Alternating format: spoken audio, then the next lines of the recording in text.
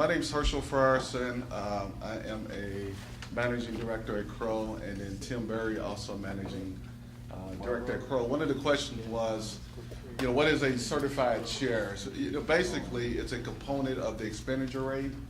So from a visualization standpoint, Karen was talking about the expenditure rate portion of the lit, and I like to look at this more from a visual standpoint. So certified shares essentially is you can use it for any general purpose of the county. It is basically, it's the catch-all. I like to call it for the tax unit. It's the catch-all and can be used for pretty much anything that is legally, can be used for expenditures and things of that nature, budget.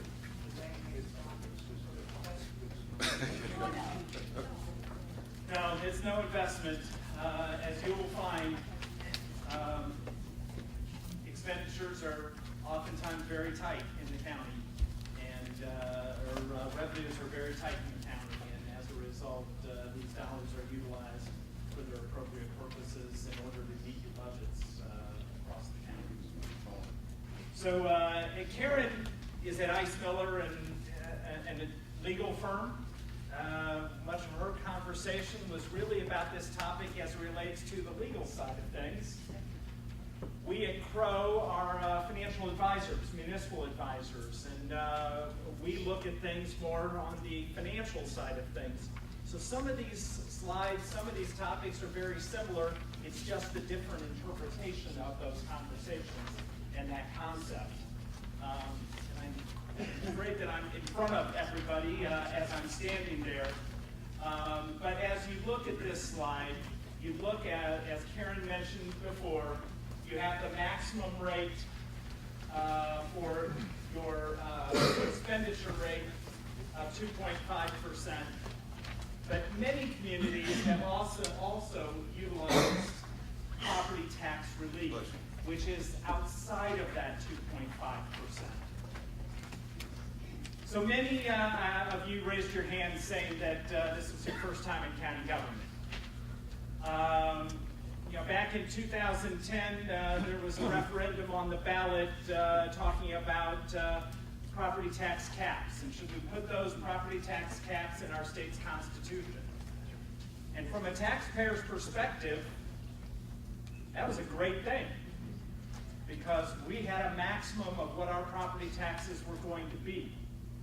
Now, as you get on this side of things, for many of you, you're going to begin to see the impact of those property tax caps from circuit breaker loss. Revenues that the county was able, and other units of government within your county, were able to levy, but you're not able to collect. And one way to limit that impact of the circuit breaker loss that some communities have looked at is utilizing property tax relief. And I'm just going to throw that out there. If you are looking at great loss of circuit breaker within your community and within your budgets, that you might want to begin looking at that if you are trying to recapture additional revenues. What you're doing in essence is imposing an income tax that is then going to fund property tax relief that will then reduce the amount of circuit breaker loss on that property from that property tax that is paid from that property, and as a result, reduce the amount of circuit breaker loss within the community, or the loss of revenues, I should say, within the community. And we have seen communities that have circuit breaker loss, counties that have circuit breaker loss in excess of 30% of what was levied. And that is putting a lot of pressure on county governments, on city governments, on township governments, on other units as well. And so that is an option that many have looked at as it relates to that. I'm going to go back to the, you don't want to see our pictures. And Karen talked about who the adopting bodies are. It is important to know who that adopting body is.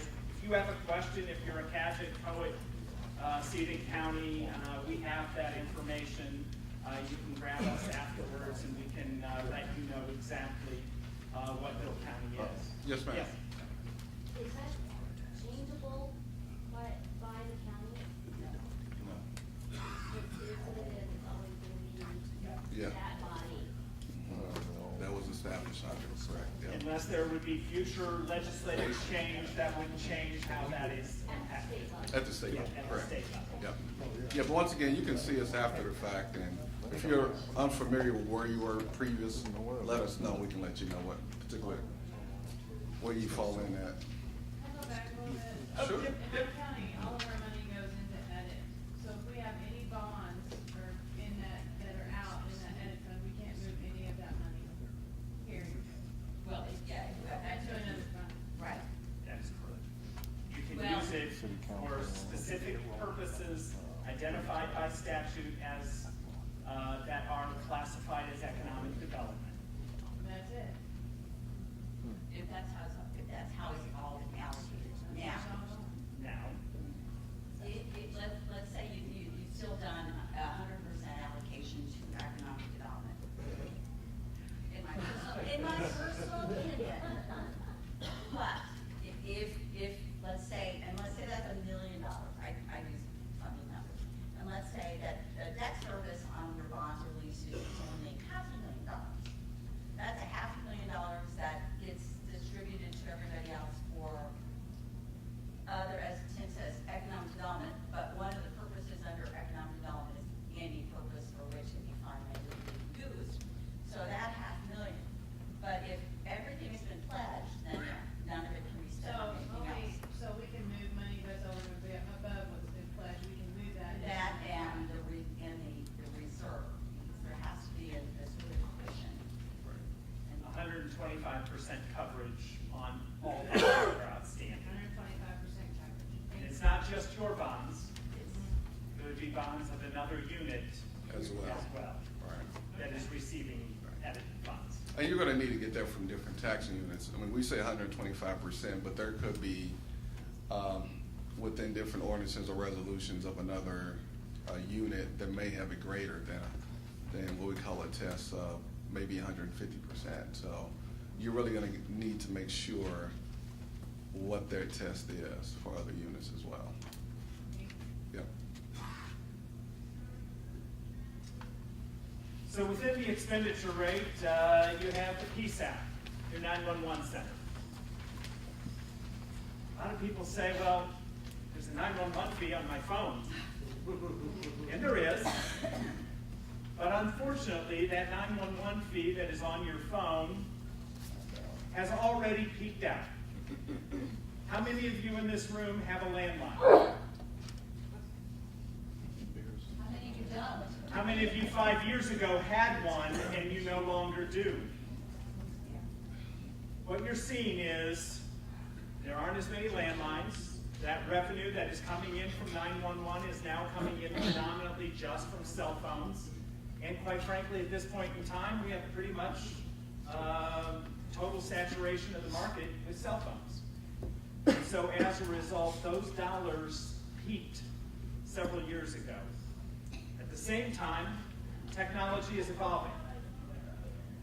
You can now text to 911, and they can find you and know where you're texting from and get connected to your 911 center.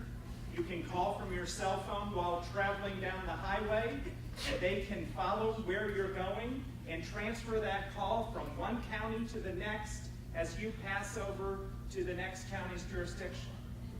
That technology, though, costs money. And as a result, there's been more and more pressure within the 911 system because when people dial 911, they expect someone to be able to answer it and know where they are. They aren't aware of all the technology. They aren't thinking about that technology. In some communities, they've been successful in negotiating agreements within other jurisdictions within the county to help fund 911. Other communities, they've not been successful in doing this.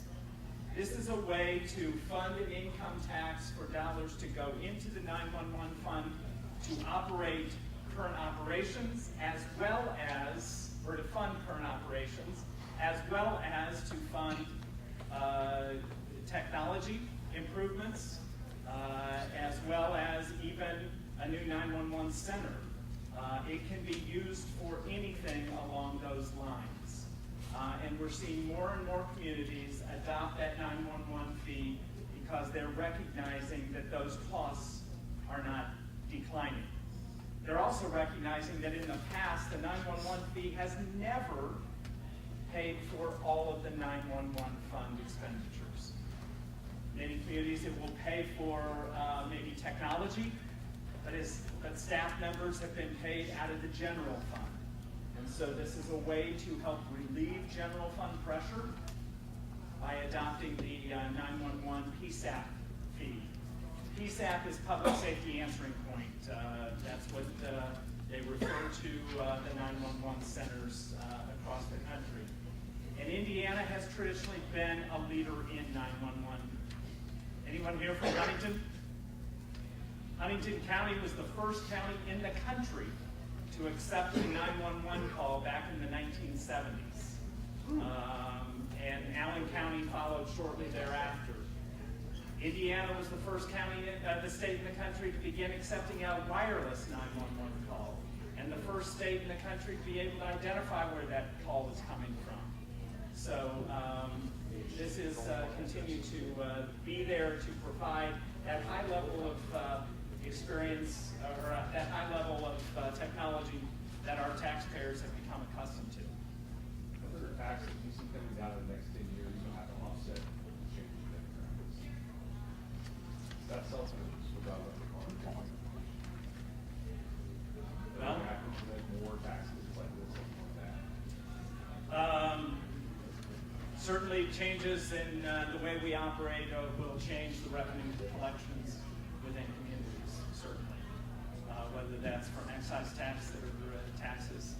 Certainly the General Assembly is focused on that issue, has been evaluating that issue, and will continue, I'm sure, to evaluate that and the Right. impact that has on the roads. Well, you talk about new taxes, the next slide that we're just actually going to is a new lit component, is the correctional rehabilitation facilities.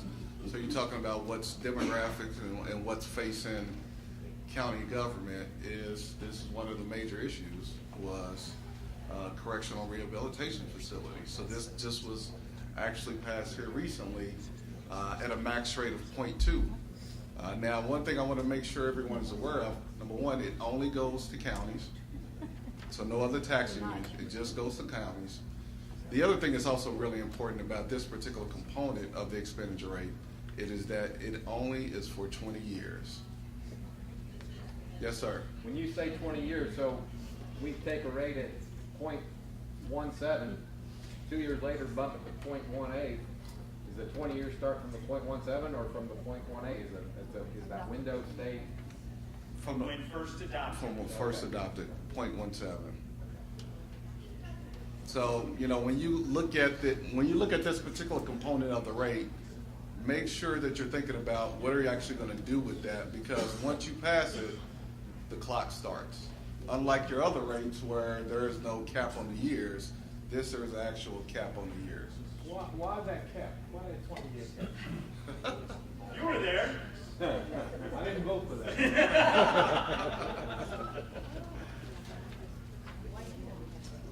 I I don't know, rise the sky blue. I have not heard the reason behind the length in this particular. I think in some thinking, it was thought that this would be used for bonds. Yeah. And there would be a maximum maturity of 20 years on the bond to issue debt on a new jail or correctional facility. In reality, though, there is an interpretation, and I don't know if Lori wants to step in, that these dollars can be used for more than just debt service, but that they can be used for operating expenditures. We'd like to hear you. Lori? Well, I didn't hear the question. Is there, does the State Board of Rogers with the State Board of Accounts, is there an opinion on the use of these dollars for operating expenses for the .2 correctional facility fee?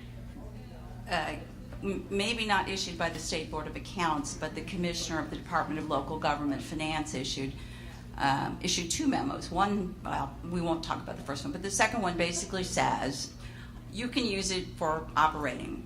That it's because it says pay for correctional facilities or rehabilitation facilities. It doesn't say pay the cost of financing, constructing, da-da-da-da-da-da. So it's wide open. Now, will somebody try and change it this coming session? What do I know? Several of the special purpose rates started out as capital only and have now been amended to, morphed into capital and operating. But I think, being the advisor that I am, I think it's also extremely important that if you look at that view from an operational standpoint, is that it will end. And that you have to think about the future of, we all talk about kicking a can down the road. Well, that can will get down to the end of the road at some point. And so when you look at this particular tax rate, keep in mind that in the future that this will go away and you're gonna need to fund, if you were using this potentially to fund operations, that's gonna have to be funded from something else. So what is that long-term plan? And you're probably sitting here thinking, I don't plan to be on the council 20 years. That'll be somebody else's problem. I'm looking at all your faces, yes you are. But we're here to serve not only today, but into the future for our taxpayers and our constituencies. And we need to have that plan. You may say today, this is the only way we can do it, but have a 5-year plan or a 10-year plan, whatever, to work off of this so that you can adequately plan to fund operations off of other sources and not at this point into the future. Yes? Is it not renewable? Can you not approve it, get it reproved? It is not renewable, as statute reads today. So like never again in your county, ever. As it reads today, As it reads today. we all know that these change continuously, and what it is today and what it will be 20 years from now, we don't know. We can only advise you on how it reads today in developing those plans. Run for state representative. Ms. Arlen, is the statute listed in that cover these things? The statute on the correctional facilities is 3.6 dash 6 dash 2.7. That's amazing. And a Jeopardy question goes to. Yes? Since they're trying to regionalize different things, do you see this in the future going to like the regional communities, like regional cities or regional counties? Do you see this going towards that maybe in the future down the line? So in order to adopt a new jail facility, the county has to perform a Regional study on a regional jail. The challenge with that today is the statute also means that the sheriff is in charge of the jail. So which one, right? So which one? That's been the question, so. And so, yes, regionalism is certainly a focus of the General Assembly today and has been the last couple of years. And the governor, they provide an option to at least review that today. I don't know of anyone that has gone beyond that and said we're moving forward with a regional jail. I know a couple of counties that discussed it and then determined that, well, I want the jail in my county, no, I want the jail in my county, and, oh, if the jail's on our county line, it's not close to either population, and police departments are going to have additional travel back and forth, and then we'll need additional officers, and that's not efficient. So there are other things that are being discussed with it as it relates to that. But at this point in time, the statute reads the county sheriff is in charge of the jail, and I don't see a whole lot of sheriffs willing to part with that as it reads today. Yeah, I will say that with regard to the economic development revenue allocation and the certified shares, there are provisions in the statute that allow those to be dedicated to regional infrastructure groups or regional development groups. So at least the economic development piece, there's been some attempt to permit but not require regional expenditures. But Tim's absolutely right on jails. I don't know how many sheriffs I've said, I'm in charge of the jail. I'm not, what happens if something happens? Exactly. So I think There's no precedence of counties working together on one specific jail or regional jail? In the state of Indiana, Right. Or do you know of outside of Indiana?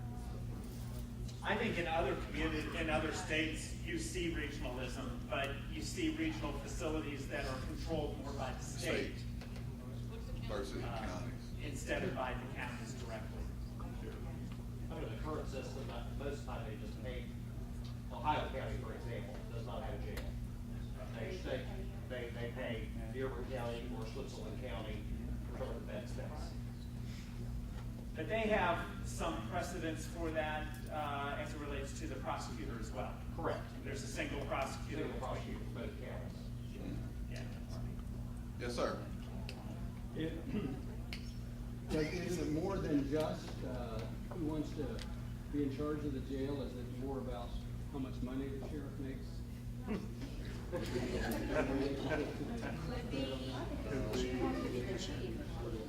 I've never been elected sheriff, so I don't know about that.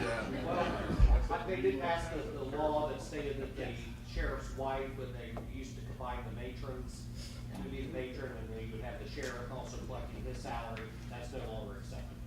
So that's kind of been cut out. Yes, sir.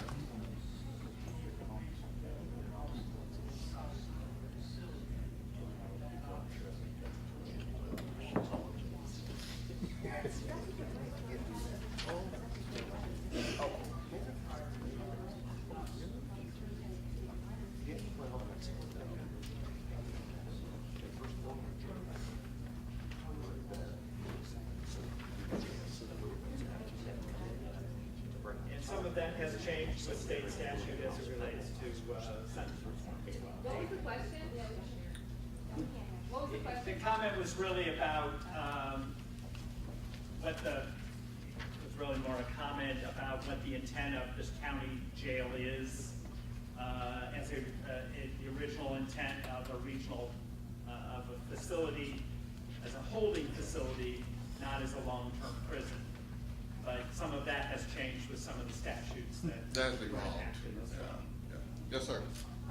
Excuse me, I'd have to back up a slide, but I would think with technology, regionalization of the 911 may make more sense. Why not?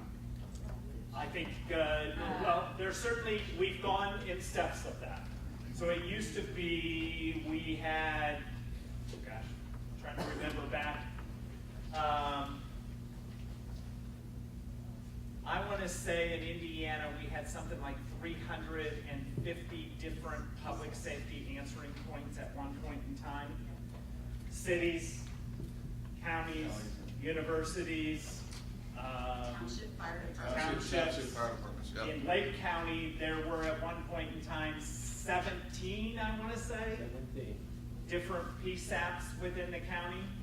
Statute was enacted in the mid-2000s to require each county to have one primary PSAP and an option for an overflow facility.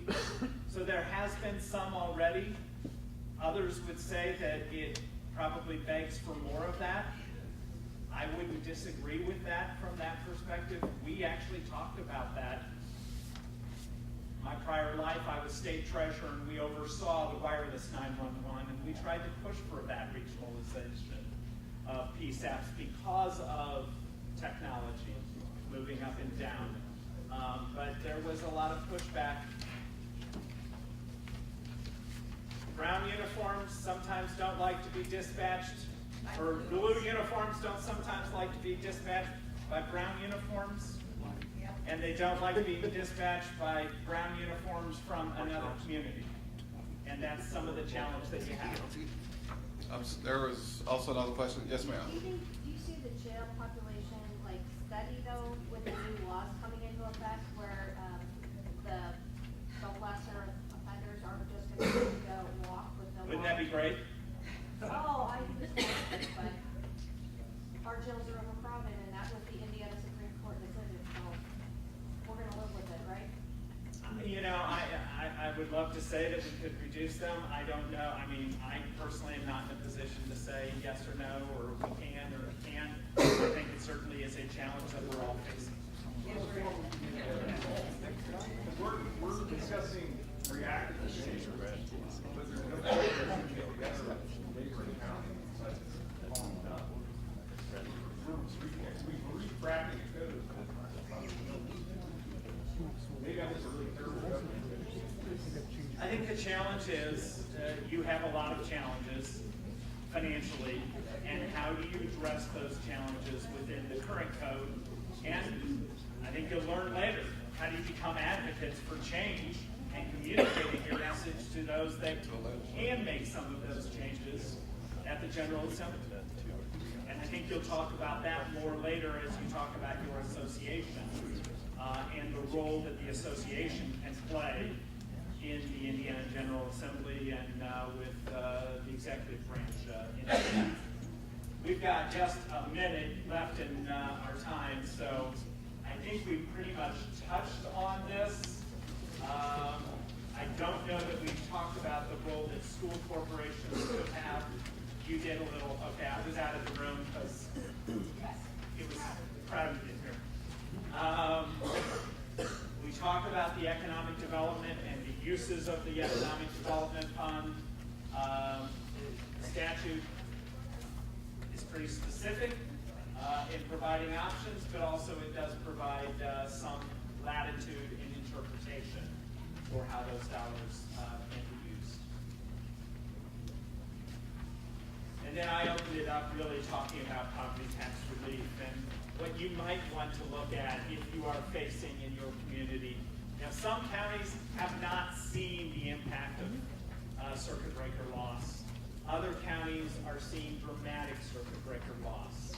And so if you're in one of those communities, that might be an option that you would want to look at if you are trying to find additional revenues to reduce that circuit breaker loss within your budget. Are there any other, we want to be respectful of you guys' time, are there any other questions on lit in general? If not, we'll be able to just Why kind of. can't regional development authorities be used as the model? As You a, keep asking these questions, Charlie, come on. Why? Why not? In terms of developing the regional jails, why can't the regional development authorities be the model?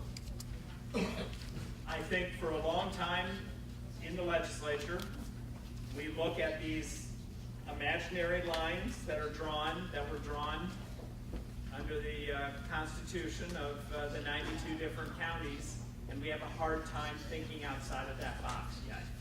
But I think as we look at regional cities, as we look at the stellar grants that are now moving more towards a regional basis, I think now is the time to begin more of that discussion on regionalism in solving some of the fiscal problems and some of the operational problems and challenges of local government.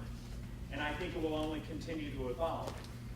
You can't get there always all at one time. Regional cities happened just 2 years ago for the first time. The stellar grants went to a regional basis application just this year. So I think we're moving in that direction of regionalism.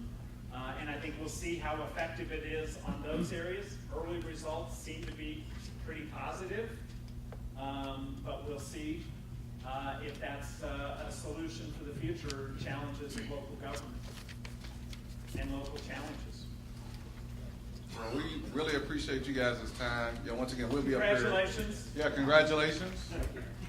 I think. No, congratulations.